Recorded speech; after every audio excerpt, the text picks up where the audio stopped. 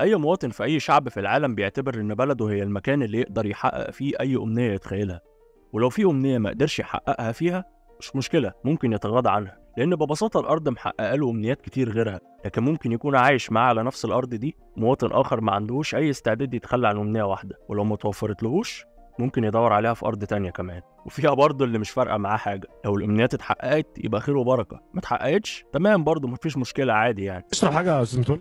ما بشربش والله حاجة خالص غير الحشيش الحمد لله. وشخصية نرجس دي قدمها لنا داوود عبد السيد بأغرب افتتاحية الفيلم في تاريخ فاتن حمامة كله. ست مسنة بتلبس باروكة وبتحط مكياج عشان تداري سنها، شخصية متوترة وبتغرق في شبر مية طول الوقت، الأم ست البيت اللي عاشت حياتها كلها عشان ولادها. غالبا لو نزلت ولفيت في الزمالك أو مصر الجديدة أو جاردن سيتي هتلاقي نرجس، الست اللي اتعلمت تعليم فرنساوي، المنتمية للطبقة البرجوازية المتوسطة، الطبقة اللي جه عليها وقت وبدأت تفقد لمعانها ده، وهي على وشك إنها تاخد قرار هي مش موافقة عليه ومش راضية عنه، إنها تهاجر لأمريكا، أرض الأحلام لمعظم الشباب في الفترة دي. ولادها متحكمين في حياتها لدرجة إنهم حاطين لها شرايط كاسيت بالإنجليزي في عربيتها عشان تعرف تتكلم إنجليزي في أمريكا. كانت ناقصاني شرايط الكاسيت اللي حضرتهولي سي مجدي. رغم إنها بتحب تسمع الأغاني القديمة كعادة أي ست مصرية في الوقت ده، زي ما قلت لك كل واحد بيحاول يحقق الأمنيات بتاعته. وداود عبد السيد والكاتب هاني فوزي خلقوا تناقضات كتير قوي في الفيلم.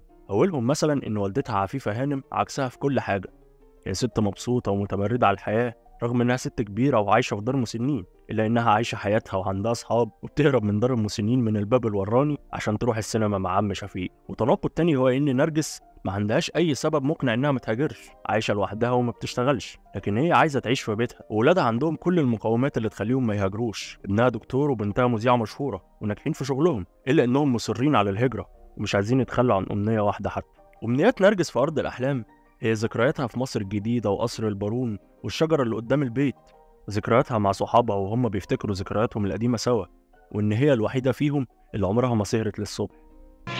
اسمعكم تقولوا احنا سهرنا للصبح، ياما كان نفسي الحكايه دي اعملها، اسهر للصبح. على عكس ولادها اللي مش ناقصهم غير أمنية التطلع للطبقات الأعلى منهم في أمريكا، وإنهم مش قادرين يتواصلوا مع الناس اللي هنا من وجهة نظرهم. تناقض غريب في سبب رغبة نرجس إنها تفضل في البلد وإصرار بنتها المذيعة المشهورة إنها تهاجر. عاوزه ايه تاني؟ زهقت من كل حاجه. لحد ما قابلت الساحر رؤوف، الضلع التالت في المجتمع اللي مش فارقة معاه فين أرض الأحلام، المهم يكون في بار وبيسهر للصبح وخلاص، على طول سكران ومبسوط طاير وعايش اللحظة مش شايل هم بكرة. لكن أزمة رؤوف الوحيدة إنه ناقصه وليف يونس حياته ويملى عليه وحدته زي نرجس بالظبط. بحب المشهد ده جدا وبحب تمثيل يحيى الفخراني فيه على موسيقى راجح داوود. قلت ربنا بعت لي ست رقيقة هتقدم معاها ليلة راس سنة جميلة.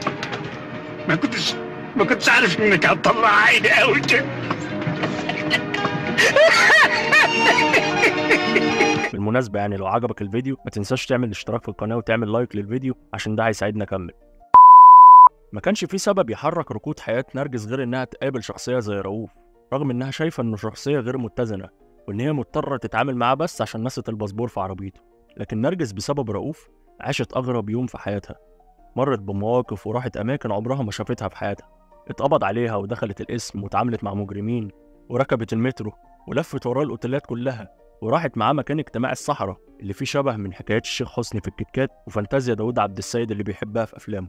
عالم بتتحرر فيه الأرواح مش زي العالم المادي المحدود بتاعكم ده. قدر رؤوف يحول نرجس من شخصية شايفة إن دورها في الحياة انتهى ومستسلمة لفكرة الهجرة لشخصية أخدت قرار أخيرا في حياتها إنها ما تسافرش عشان تتحمل مسؤولية علاج رؤوف، تنفذ وصيته لما دخل المستشفى، عشان تفاجأ نرجس بعد كل المواقف اللي مرت بيها دي إن الباسبور أصلا ما خرجش من البيت وموجود في الشنطة بتاعتها كمان. وبينتهي الفيلم ببداية علاقة ما بين رؤوف ونرجس، وأخيرا بتحقق نرجس أمنيتها في أرض الأحلام إنها تسهر للصبح. قبل ما تقفل الفيديو لو عجبك المحتوى اللي أنا بعمله يا ريت تشترك في القناة وتفعل زر التنبيهات لأن ده هيساعدني أكمل. شكرا.